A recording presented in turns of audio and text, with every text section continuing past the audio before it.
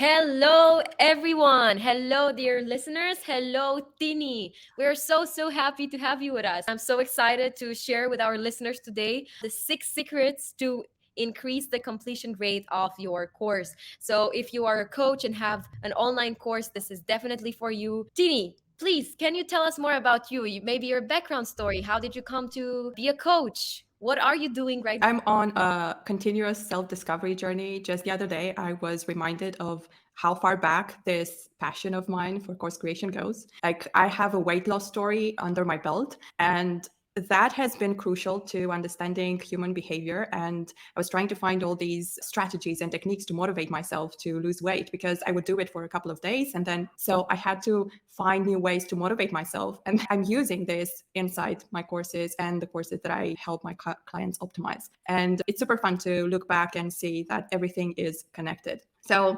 with that weight loss story, I went on to study nutrition, and I did a little bit of nutrition coaching. I was designing meal plans for my clients, and that was taking up a lot of my time. And I was thinking, what can I do to help more people and free up my time? Like, I wanted this to be fun for me as well. It was fun to design meal plans, but yeah, I wanted to do more than that. That's how the idea to create my first ever course was born. And I never looked back. Like, I created that, and I have a signature style that's geared towards simplicity and cutting through the fluff, so that we just allow more space for people to learn something really cool, something that's transformational, and allow them to implement as well and have fun doing it. Got it. I'm wondering because many of those who listen might actually not even have a course. Any sort of fears that you have even before getting started? How did you go about it? Well, yeah, after thinking about it for 6 months, then it was easy. Once I made that decision to create it and set the intention to create my first ever course in 10 days, then it was done in 10 days, because that's something that motivates me. I know exactly what gets me going and what I need to do to take action and make things happen. And one of those things is making promises and telling people about it. Like, I'm going to do it in 3 days. I'm going to do it in 3 days, and that's going to happen. I'm a big fan of punctuality, so that plays a role in this. So when I got my idea to create that course, I was like, who am I to create the course? Like, that was my question. So imposter syndrome, hello. And I thought about that course. I didn't want to do it in the way that we're taught to create courses. Like back in school, when you're asked to create an essay or to write something, and you start with the definition and the theoretical part, and then this natural progression that leads to implementation. So I didn't want to do that. I wanted to create a really cool system that was worthwhile and that would be exciting to go through. My first course was on designing a clean eating meal plan. And it's one to learn how to design the meal plan, and it's another to actually implement the meal plan as well. So if you don't have fun while learning this, you're not going to have fun implementing. 6 months, I gathered the courage, continued that self-discovery journey. Like, understood, okay, I'm good at this. I can do this. I learned some more. Give me something to learn and I'll do it. And yeah, then I made a decision. I actually went on to learn about course creation, and I stumbled upon this course on how to create a course in 10 days. And I said, okay, if this guy can do it, so can I. And then, yeah, the rest is history. Exactly, especially since you said you're big on deadlines and making happen whatever you set your mind to. And in terms of this course, how did you find it? Did you pay for it? I think that course was free in the beginning. When I look back, that was part of this guy's strategy, like to create a course that was free and then get as many people in and have reviews, testimonials, and then make it paid. I found it on a marketplace online. I just joined. I don't remember. This was like many years ago. Okay, so it's been a while for sure. What would you recommend people who are getting started now to do when they want to create their first course? It actually depends on them. Like, we're all motivated and driven by different things. Maybe sometimes we need to go through something where we learn by ourselves and see that it's really tough, and that we'd rather do something else with our time and stay in our zone of genius and hire someone else to do it for us or to teach us how to do it. And yeah, that's what I recommend. Just trust your intuition, I would say, and whatever you choose is going to be right. Got it. Intuition is for sure a big thing. I'm a big believer. Okay, you created your course, and I guess you had your first clients. What worked? What didn't work? Were they finishing the course? Were they stopping even before, even like halfway through? Tell us more about how it went in the beginning, long time ago. Okay, long time ago, I'll actually look at all of my courses. I've created multiple courses since then, not just on nutrition, like I transitioned to content creation and then course creation. And I also worked with a lot of health and wellness coaches on their courses. And now I've expanded to multiple areas because I work with language coaches and writing coaches as well, business coaches on their courses. So I can give you my insights on all of these because there's something that I noticed across the board. There are different types of courses. Like you have self-study courses, and that was what my first course was. You want to create it in such a way that you're mindful that people are going through that course alone and they don't have any support. So it's different from a course where you would have a support group and you're coaching them, you have weekly sessions and you answer their questions and so on. So you're always going to have a mix of people inside your courses, people who finish the course, people who don't. But there are things that you can do to draw those people in, those people who usually don't complete courses. And the thing is, we're wired for completion. There's something that happens and you want to ask yourself what is actually happening when someone is not going through the course. Is it that they actually don't want the results? Is it that there's something in the content itself that's not really motivating enough, inspiring enough? Are the action steps too complicated, too overwhelming? Yeah, I think that would be it for in the beginning. Okay, so you started as a nutrition coach, but through your experience, you actually got more into copywriting and then helping other people to create and improve their online courses, right? I wouldn't go as far as saying copywriting, but I learned copywriting and I did content creation as well, like social media content and emails and stuff. But that was part of my journey as it was nutrition. Like without studying nutrition and coaching nutrition, I wouldn't have created that first course that led me to discover that my true passion is in course creation. I'm more geared towards the instructional design and curriculum development, like the content itself and how it flows, how it's structured. So speaking of structure, I can give you the first secret. Like we said, we were going to talk about secrets. And the first secret is to structure the course wisely. It's one to think that it would be enough for people to want to see results to go through the course, but it's not, because there are so many things that happen throughout the way, also have their lives to take care of. It's not that they're just in front of the course, they learn, they implement, and that's it. They have other things going on. So inside a course, you want to anticipate any motivational dips that might come up. It's obvious why this is important. When someone joins a program, they're motivated. So that's something that you want to be mindful of. I see a lot of courses that start with a module that's lighter, and you don't want that to be the case, because people, when they join a course, they have momentum, and you want to start with the most important module. I worked with one of my clients and she had a really cool signature method, and that signature method was positioned last in the course. And the first module was on, okay, let's discover your why did you join the course, why do you want results, and how to set goals. But you want to remember that people know why they joined the course. Otherwise, they would not have bought. Like, they know, they're motivated, they're ready to take action, and they want to do it in a specific way. That's why they've chosen you.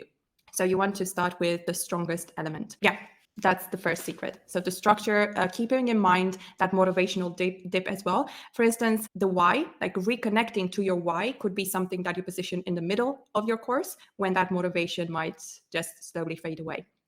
What are some mistakes that you've seen people doing in the past related to this first step? I think awareness is a big part of this, and also the fact that we are being taught a certain way. So it's also letting go of the old lessons and old beliefs that you want to start with a course with a definition. An example, if you're creating a course on sleep and how to improve your sleep, people already know why it's important to sleep. Like, it's not their first time reading about sleep. They know it, they do it every day, or at least a couple of hours, I don't know. So you just want to treat people like they're smart, and they are here for a specific method that you can help them through, and you're making things easier for them.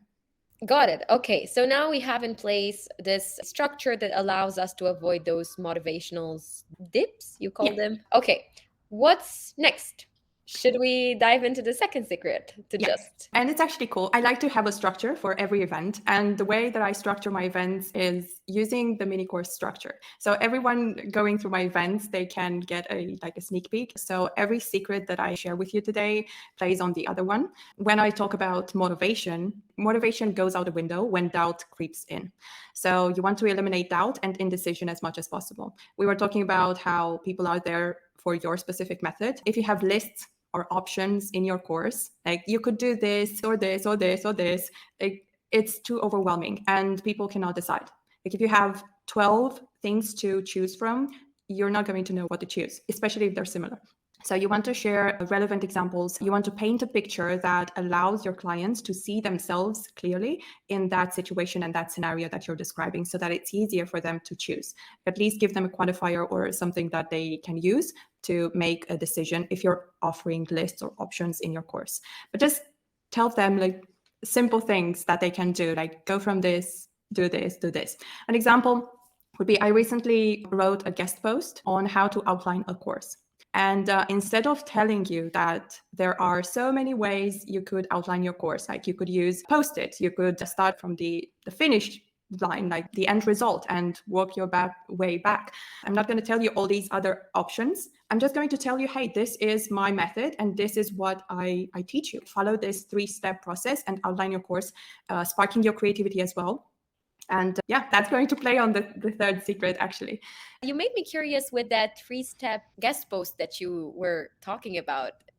What are these steps about, the 3 steps? Okay, so 3-step process to outline your course. And this process is also going to help you increase your creativity and create an outline in a different way. Okay, step 1, clarity. What is the course about? Who is it for? And what does someone get from taking the course? You get clear on this, it's going to be easier for you to create the outline, and it's going to be easier for someone going through the course to see what's up. And you just write what's the course about in the middle of a page. I like to use pen and paper. So I write the course topic, and then I'm going to see, okay, what does someone get from taking the course is this, and I'm going to use lines to connect it to that middle part on the paper. Then step 2 is connection. What is your message about? We all do this because we want to help people. Why does that message need to be out there? And this is connecting to your message, and you're actually infusing your course with your message, which is going to be really cool and powerful when you're creating the outline. And how would you like your clients to feel as they go through your course? This is important because I remember receiving a review on one of my courses, and it said it's simple and powerful. And I went back to read all the reviews that I got on my courses, and they all say the same thing: simple, ease, flow. I got so much, like it's deceivingly simple, but it's so powerful. And that's the intention that I set for my courses. I want them to be simple and powerful. I don't want someone to spend days, hours, months going through the content. I want them to get the result that they're after. And that's what I wanted my clients to feel like. And then the third step is flow. And I actually imagine this like an apprenticeship, and we're going through different stages. Like imagine you're in a forest and you're working with your master, and someone comes to you, hey, master, teach me. And there are birds singing, like sun is shining, there's a bit of wind going on. It's all nice and cool. And you're entering phase 1, stage 1 of the apprenticeship. How would you like them to feel during that phase? And what do they need to know and do to feel that way? And what would you call that first stage, coming from this place of apprenticeship? And then you start mapping out the modules, the lessons in your course, and that's your outline. Got it. So one question about the flow. Can you tell us a bit more? So I understood the perspective with apprenticeship, but can you go a bit into more depth, as in what is this flow and how to create it, and what should we consider when we create the flow? Okay, so you know how you want them to feel, and you also know how you want to feel. It's basically the same thing. Like you feel a certain way, and you transfer that feeling in your course as you're creating it. As opposed to going to create an outline from the perspective of, okay, what's my next step? What's the next step that I need to take? And so on. You have that feeling on the back of your mind, you embody it, and then you go on this journey with your client. You take that client by the hand and you walk together, like you visualize the actual transformation and you go with them. And that's the flow, because it doesn't stop to think, what's my next step? You have that flow going. Got it. Okay, so we have the 3 steps for creating the outline, which you said ties into secret free. So now, what is the secret? The Yeah, third secret. the third secret is to build desire throughout the course. And it's like a question, are you more likely to do something if you want to do it or if you don't? And yeah, if you want to do it, you're going to do it. Yeah, there are exceptions, but if you know you're going to do it, you're going to do it. And what do you think you need in order to want to do something? What would make you want to do something? And you want to ask these questions yourself while you're creating the course, because that's exactly how people think. Like, even if there are different perspectives and ways of looking at things, we do think in a similar way. So you need reasons. Why is it important for me to do this action step? Why is it important for me to learn things in this specific way? Not just, yeah, why it's important to sleep. Yeah, I know it's important to sleep and why, but tell me the reasons behind your choice of information and why you've chosen this action step in this specific moment in time in the course.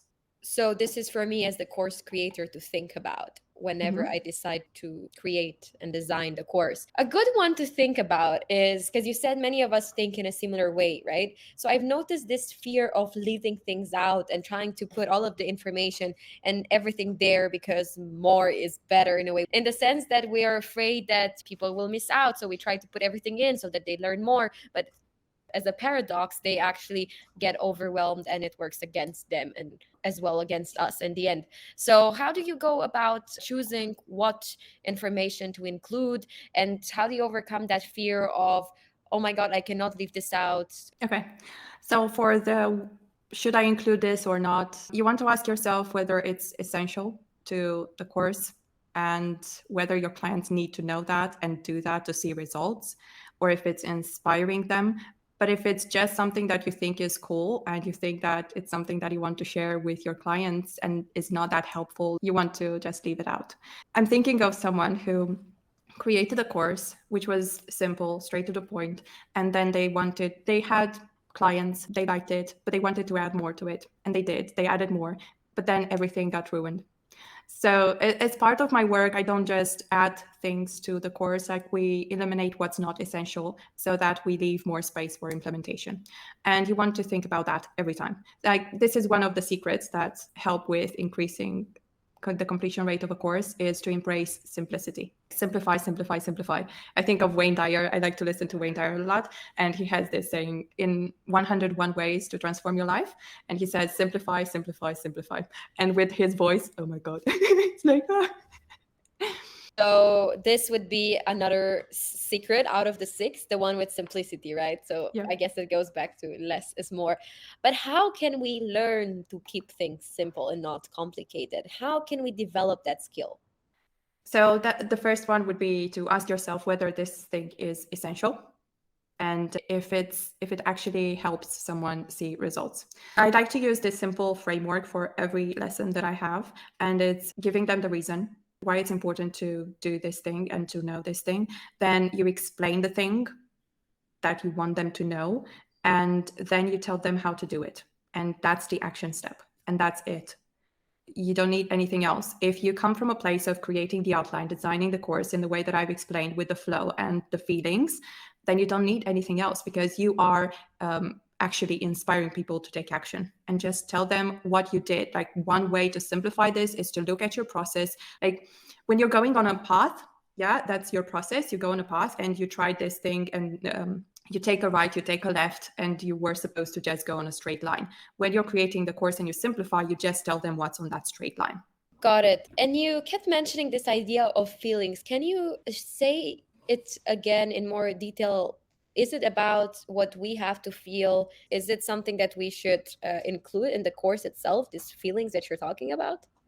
It's absolutely up to you if you want to tell them about the feelings, but it's going to come across. If you just think about feeling joyful, like you want them to feel joyful throughout the course, you just imagine yourself feeling joyful, and you do something that makes you feel that way. And then you go on and you create the course. You don't have to tell them about that. It's actually a matter of values and what you value. And you bring those values into your course through the way that you're teaching.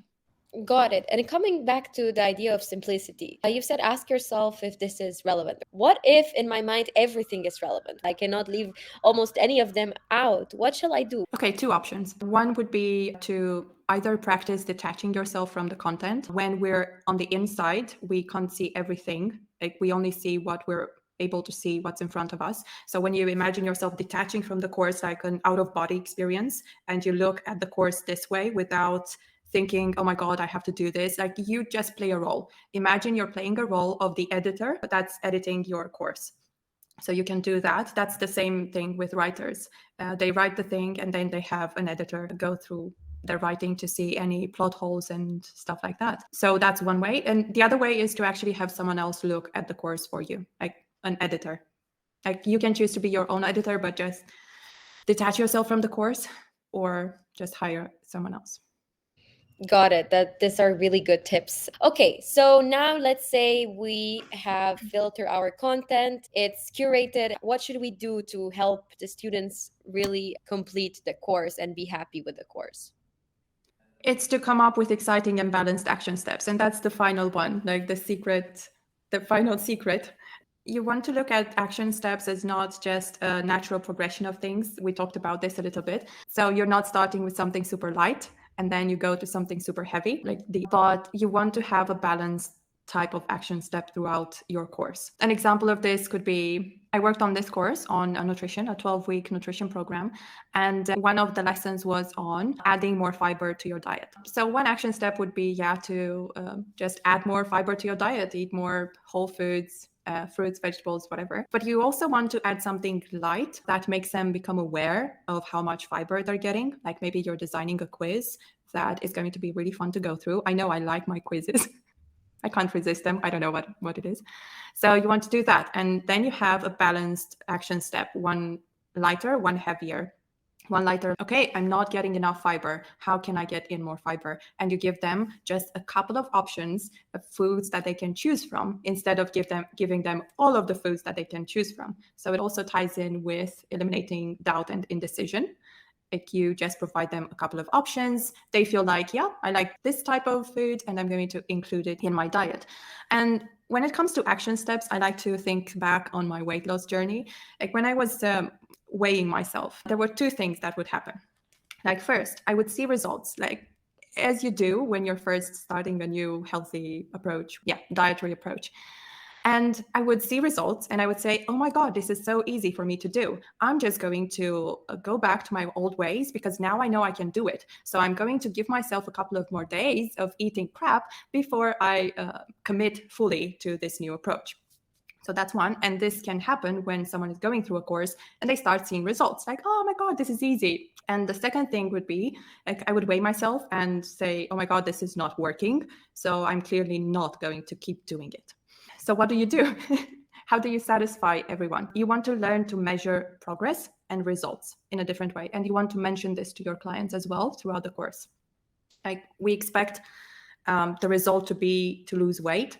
And instead of just having one way of measuring results, like weighing ourselves, it could be measuring using a measure tape. You could teach your clients to measure results in terms of how they feel, the energy that they have in measuring results. Like a result could be that they worked out today for 5 minutes, like they woke up 5 minutes early, and you want to teach them how to do this. And once you start measuring results this way, it's easier for you to create those balanced action steps throughout the course. Got it. And you, apart from this balanced steps, you also mentioned some bigger steps that you can implement in these courses. Yeah, so you want to think about action steps as light or heavy, let's say, and you want to have them balanced out throughout the course. An example could be, like, I'm going to draw from the nutrition part and health part. There's this strategy called the zigzag calories. And what this means is today I'm going to eat 2,000 calories. Tomorrow I'm going to eat 1,200. And then I'm going to eat 1,800. And then I'm going to eat 1,500. So it's like a zigzag. It goes up, it goes down, it goes up, it goes down. And what this allows you to do is to eat more than usual, like you enjoy more food, and then you go back and eat less. But you're already satisfied from getting that huge result, like, oh my God, yeah, I ate a lot. And then you eat less, and then this all balances everything out. So that's how you want to look at in your course. And it also helps with that motivational dip. When you're doing something heavy, it's going to take a lot of more time and energy, as opposed to doing a lighter action step, which is going to be like, oh, I just did it, just like that. So it's going to be satisfying in different ways. You feel way better when you're achieving something that you perceive as being heavier or huge, as opposed to something that's lighter. And it's going to help keep that motivation in line. Got it. I'm suddenly very excited that I know this 6 secrets. Could you please reiterate them? Okay. I just want to say that you've deceived me because I told you it was 5 secrets, but the 6th one is the outline. So it's fine. I can tell you that. Okay. So I think that's sneaked in. There's always a bonus thing that shows up. And that's also the case with courses. There's always something that you could add. And actually, what goes in the bonuses section, just because the thought popped into my mind, is what's helpful. So inside the course, you have what's essential, and then all the other things that you said, oh my God, I don't know if I should include them, you can add them in the bonus section if they're helpful. Okay, so the 5 secrets plus the 6th bonus one. So first, to structure wisely, to structure the course, keeping in mind the motivational dip, and to start with something really cool because people are excited to learn and to get to work. Then to eliminate doubt and indecision, give them as many options as needed just to get the job done. Don't try to include everything in there, and make it easy for them by providing examples and creating a scenario that helps them see themselves taking action. Then build desire throughout the course by telling them the reasons for which they're supposed to know and do the things that you're teaching them. Then come up with exciting and balanced action steps. Yeah, the zigzag calorie, like heavy, light action steps. And keep in mind that we're motivated by different things and in different stages of our life. And then embrace simplicity. Simplify as much as you can and just choose the essential pieces in there. That's it. And the bonus one with the outline? Oh, the bonus one, the outline. Step 1 of creating your outline, clarity. Step 2, connection. Step 3, flow. And for more details, go back. Got it. Now it's all clear in my mind. If only I can go and apply them. That's because many times we know what we're supposed to do, but then it's the execution, the implementation part. I think a good question to ask is, when you already know what you're supposed to do, you know what the outline should look like, you know what you should say there, you are an expert, but you have these barriers, you cannot move, you keep postponing. Have you faced this yourself or your clients? Where does it come from, and what can we do to move, to act? Yes, I have experienced it. I experience it all the time. It just goes back to knowing what helps me take action. For me, it's announcing it, telling people about it, making a promise, making even a promise to myself to get this done, and getting myself excited about the course. If you're designing a course in the way that I've explained, this is going to help with this because it's going to make the entire course creation journey more exciting because you don't actually know what's going on around the corner. You don't know everything, and it's not going to be boring. You're going to be creative, and that's how I came up with my methods. I don't want to teach something that's boring because that would mean that I would not have fun teaching it, and I wouldn't want to teach it. So I'm going to procrastinate as much as I can and I want. So that's one thing. And the other thing, if you have an idea on a course, if you already have a course, you can outsource that. You can have someone else do it for you, and you can do anything else that you want to do.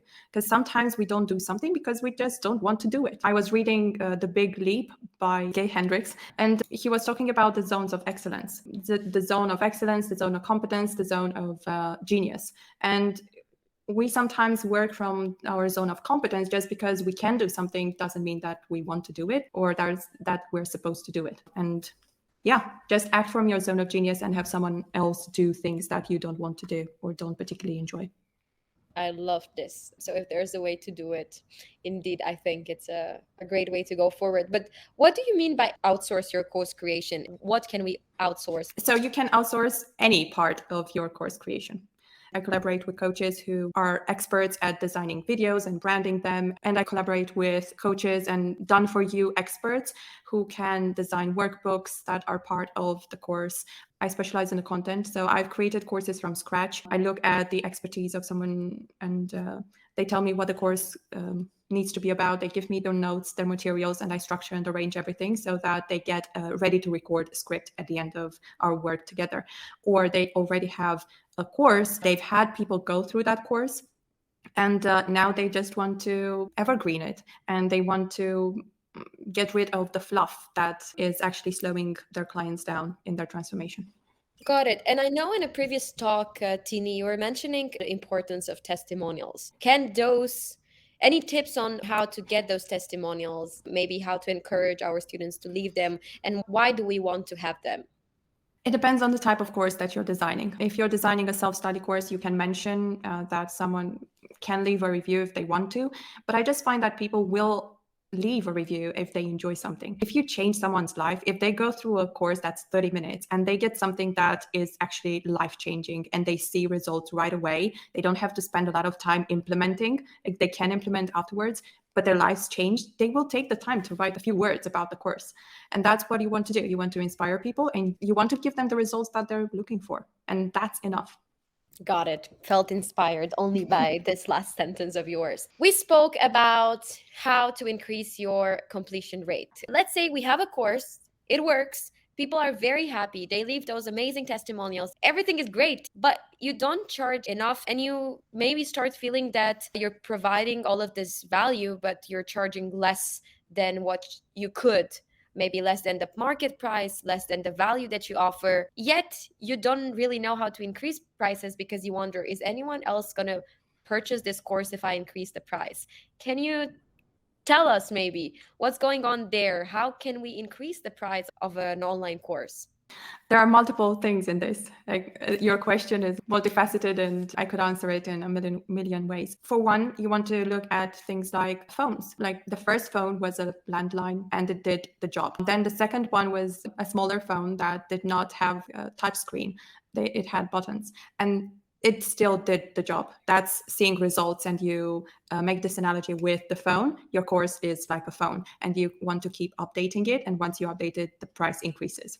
So that's one way of going about it. And you also want to think about your course as being something that people can gift to themselves. Like, they're not buying your course because it's your course or they just want to buy from you. They want to give this gift to themselves. And when you increase the price, you are actually helping people because they will value it more because they paid more for it. We drive an electric car right now, and it's not the car that we had before was not doing its job. It was, but now I'm appreciating this car more because I'm seeing it from all these perspectives. Like, I also invested more in it, and it's just different. And your course is just like that. You want to think about that. If you want to increase the price of your course, you want to think about how can you make it a luxury item. That's what it's all about. And you want to think in terms of cars, in terms of phones and software that you keep updating. Because, yeah, it's one to say, okay, this course is valuable and I'm just going to increase the price. But if you don't believe that it's valuable enough to increase that price and just add a zero to the price, then yeah, it's not going to work. So you want to think about updating the course so that it's easy to attach a different price tag to it. It depends on how you want to go about it. I want to do this in an ethical way. And that's why every time I increase my prices, I'm just going to see how I can make this service better.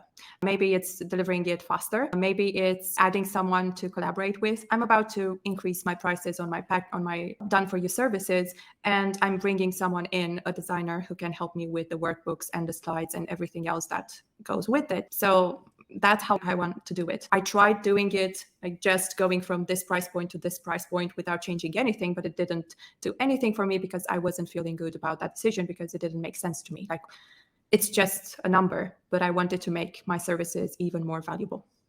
I love that so much. And indeed, and in the end, it all comes down to that value. And you need to be the one that believes first in your product and the value that you deliver, because otherwise, that energy or belief, all the others can feel it, all the others can sense it, whether it is to the copy that you're using to get clients or leads. People sense it, whether it's in the confidence that you have in that sales call or whatever it is. If you believe in it, then that by itself will count a lot. And just before we end, I'm really thinking to ask you about the imposter syndrome and how can that influence the price of your online courses, because I know people who are incredible in what they're doing. They have great courses, and yet they really undervalue themselves. They start with prices that really don't justify what they deliver to their disadvantage. They undervalue themselves. What can you tell us about that imposter syndrome and the way that you price your courses? This is a heavy topic. Just to give you an idea, I started pricing my done for you services at $35. And now I charge somewhere between 1,000 for mini courses and 3,000, thinking of increasing for signature programs. There's this thing that we do, and I was talking to my husband on one of our daily walks about this. We don't see how good we are at what we do. Like, we have this idea, we have a small, tiny idea that, yeah, we're good at what we do, but we do it every day, and we do it so well that we think that everyone else is able to do things the way that we do them. And it comes as easily as it comes to us, to other people. But it's not true. And we always appreciate things like, oh my God, look at this person. This person has an amazing expertise. I want to be like that person. And you already are, but it's in your way, in your field of expertise. So I know that doesn't give a solution, but it's becoming aware of the fact that we all do this. Like, we are living our own lives and we see them from the inside. And we want to see them from the outside and to look at ourselves and to celebrate everything that we do. You created this course today. Oh my God, amazing. Take a moment and celebrate it and really increase that self-assurance. That's what I'm learning actually in a program that I'm in. Self-assurance. That's what my coach teaches. But it's actually client attraction, and this is something really cool because it's like giving us what we want. Yeah, we want to bring more clients, but we actually need self-assurance, and that's what it all comes down to. That self-belief, self-confidence reflects in the price or the way we market our offers, sell our offers. And for you, what did it take to move from that price to your price today? Because that's a huge increase. Was it obviously years of experience or increasing your confidence or just being aware of the market price and the fact that you were really underselling yourself? I was underselling myself. Like, at that price point, I could still only have a handful of clients, and that was not a way to go about it. I was sacrificing my time. I could see my passion dying out because I was doing all this work. Imagine working on a course that's 10, 12 hours long. You go through each lesson, each module, and you watch it, you listen, and you start thinking about ways of improving it and making it more valuable. And then you start the actual work and redesigning and restructuring. And it's a lot that goes into that, just the physical time that I was spending on that. So it's being aware of what I was doing and how I was doing it. And then there were so many things that happened, like between that price point and the other one. I started slowly, gradually increasing the price as I got more testimonials. And I was like, oh my God, people actually like what I do. Although deep down, we all know that we're good at what we're doing. I had conversations with friends who were in the coaching industry. I learned a lot. It's actually realizing that we learn a lot and we spend time sharpening our skills. So that also has a say in the way that we increase our prices. Got it. I know another guest of ours, Jordan Hartgrade, he was an anxiety coach. He was giving us some tips on how to overcome imposter syndrome. And one of them was as simple as you go out there, go on the market and see what your competitors are selling. See the way those things are priced. Buy one of their courses. Actually see, because we all have this image in our head that everything else is so much better. I'm never going to be able to do that. And we just put people somewhere up. And he was telling us, like, go buy their products, test it out yourself, and you're going to be surprised that many of those courses might not have the best video and audio quality, might not be structured in the best way, might not be perfect or as good as you imagine it to be. And then you're going to realize that what you're actually offering might be even better than other people. So this could be one tip. Again, here, I don't want to say compare your work with anyone else's. I'm just saying undertake market research. Have a clear idea of what's already out there, and that might help you position yourself better, understand your value product offer better. And yeah, I guess that's just another tip I wanted to share with our listeners. Yeah, that's one. And actually, when you think about it, if you think of ways of improving your course and your service and your products, then you're ultimately increasing that confidence in yourself, and you're eliminating layers of the imposter syndrome because you want to make it better. And when you bring experts in, or you collaborate with someone, or you hire someone, or even when you take a course, then you are actually doing the same, and they all contribute. And here, I think a good point related to that is going back to what you said before in celebrating your victories. Yeah, I completely agree. And this podcast is actually a really cool example of this. Not everyone is able to do what you do and have people over and be in their energy and asking questions and going back and forth. And it's a win in itself. And also being a part of this, which I'm really happy about, is a win for me as well. And although it's something that comes easily to me now, it's a win. Like the first time I did this, yeah, that was a win. But it's a win every single time, even if we get better at it. That's such a good point because, the first time we have that adrenaline, that thrill. Oh my God, my first podcast episode. Wow. And then, like, you start to see that you have more invites. You are on more podcasts. You start thinking, comparing, oh, that one was better. Oh, but as long as it's something that you want to do, you should always see exactly it's as a win, because otherwise you are missing out the whole journey. Tini, it is a pleasure to have you with me today. This podcast was great. Lots of information for our listeners. So, dear listeners, no more excuses. We know the 6 secrets. Now we just have to execute, to implement, but step by step. If you have any questions for Tini about the podcast, about anything else, you can easily find her on her Penside profile. It's penside.com/x/Tini, TININC. And there you can find also her Facebook. She will share a gift with you. So I will let you, Tini. So the gift that I have for everyone listening and watching us is a case study of how my client increased her price tenfold. And you will see just a glimpse of what is possible within a course. Like the possibilities are limitless. You can create an amazing course that's even more valuable. And yeah, even if your course works right now, you can always make it better. Just think about the phones. Just think about the videos. Thank you so much for your gift, Tini, for your presence today. Again, anyone wanted to connect, you can easily find Tini on her Penside profile. A pleasure to have you with us, Tini, and thank you for our lovely listeners for tuning in till the last minute. And we shall see you for the next episode of the Coach Tribe podcast. Till next time. We hope you enjoyed this episode. We'll be releasing new ones every Wednesday. Make sure to subscribe and rate us 5 stars on your favourite podcast platform to give other people the chance to discover us too.